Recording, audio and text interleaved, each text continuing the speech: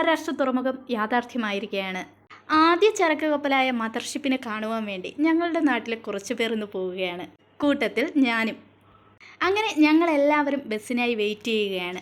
പോകാനുള്ള ബസ് എത്തിക്കഴിഞ്ഞു. അങ്ങനെ എല്ലാവരും വളരെ സന്തോഷത്തിൽ ബസ്സിലോട്ട് കയറുകയാണ്. ഷിപ്പിനെ കാണാനാണ് പോകുന്നതെങ്കിലും ഞങ്ങൾക്കിത് ഉല്ലാസയാത്രയായിരുന്നു. നമുക്കിത് അഭിമാനത്തിൻ്റെ നിമിഷമാണ്. നമ്മുടെ തൊട്ടടുത്ത് ഒരു അന്താരാഷ്ട്ര തുറമുഖം വരിക എന്നത് നമുക്ക് സ്വപ്നം പോലും കാണാൻ കഴിയില്ല.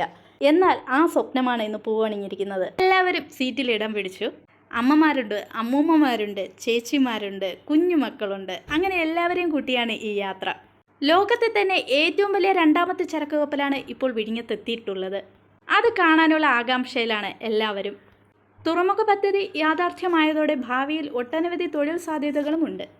കുറച്ച് സമയത്തുള്ള യാത്രയാണെങ്കിൽ കൂടിയും എല്ലാവർക്കും ഇത് സന്തോഷ നിമിഷങ്ങളായിരുന്നു. മോന്റെ പേരെന്താ? അഭിമന്യു. എവിടെ പോവുക? കപ്പൽ കാണാനോ? ആരൊക്കെ ഉണ്ട് കപ്പൽ കാണാൻ പോകാൻ? എല്ലാവരും ഉണ്ടോ? അങ്ങനെ ഞങ്ങൾ എല്ലാവരും പോർട്ടിൽ എത്തിയിരിക്കുകയാണ്. എല്ലാവർക്കും അറിയേണ്ടത് കപ്പൽ എവിടെയാണ് കിടക്കുന്നതെന്നാണ്. എല്ലാവരും വളരെ ആകാംക്ഷയിലാണ്. നല്ല വെയിലുമുണ്ട്.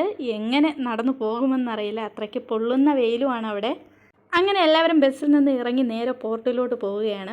കണ്ടല്ലോ ഇവിടുത്തെ അവസ്ഥ, അത്രയ്ക്ക് ജനസാഗരമാണ്. നിയന്ത്രിക്കാൻ പറ്റാത്ത അത്ര തിരക്കാണ്.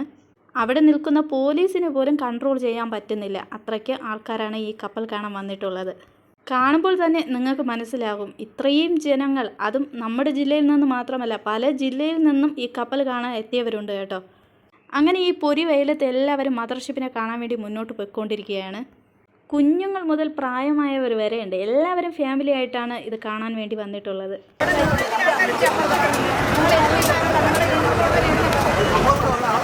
അങ്ങനെ എല്ലാവരും ഉദ്ഘാടന ചടങ്ങിനായിട്ട് വെയിറ്റ് ചെയ്തിരിക്കുകയാണ്.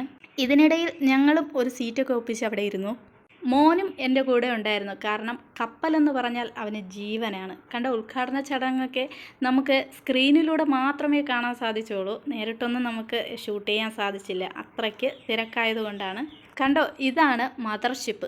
ഈ ഷിപ്പിനെ കാണാനാണ് ഈ ജനസാഗരം മൊത്തം ഇവിടെ വന്നിട്ടുള്ളത്.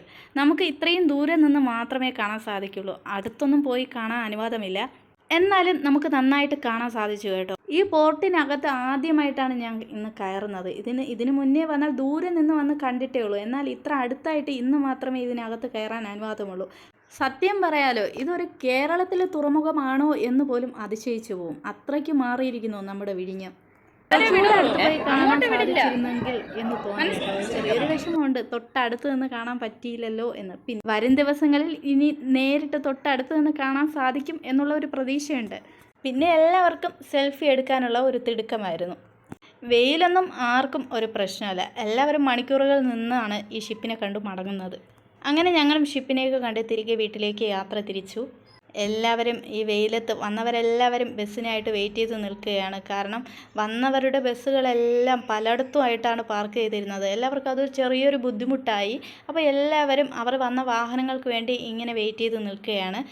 ഞങ്ങളും കുറച്ച് നേരം വെയിറ്റ് ചെയ്ത് നിന്നാണ് തിരിച്ച് വീട്ടിലോട്ട് പോയത്. ഇതൊക്കെയാണ് ഇന്ന് വിഴിഞ്ഞം പോർട്ടിലെ വിശേഷങ്ങൾ കേട്ടോ.